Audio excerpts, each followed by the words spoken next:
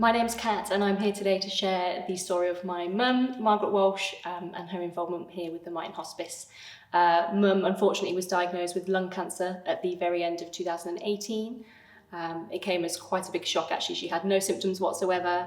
The tumour was sort of pulled up on a routine x-ray.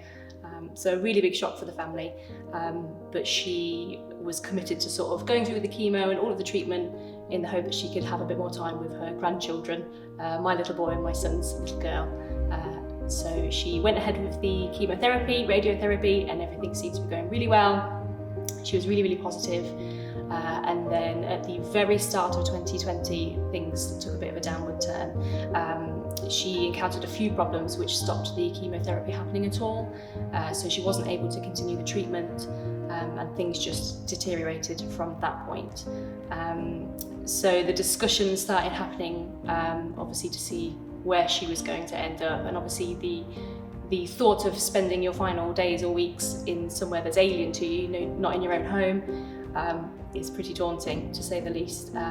But she took it all head on. She was really, really positive.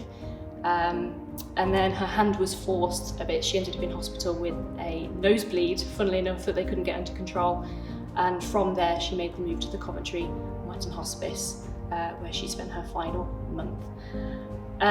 The care she received there was just fantastic. And I think, again, people hear the word hospice and they think of this sort of clinical, hospital-like situation, really impersonal, but that couldn't have been further from what we experienced at Myton Hospice. She had a fantastic rapport with all of the staff there. I can remember visiting her and the door would be open and people would walk past and sort of shouting a bit of banter or, just to check she was okay. And I remember her recording a video for my son, who was only 7 at the time, and she had her call bell. And she said, if I fancy a cup of tea, I'll press this bell and someone will come in and they'll give me a cup of tea. So it was the little things that really made the difference, and nothing was too much trouble for the staff there. And we were just really, really grateful for making her last few weeks just as comfortable as they could be. And at a time when we most needed the support, the staff were there.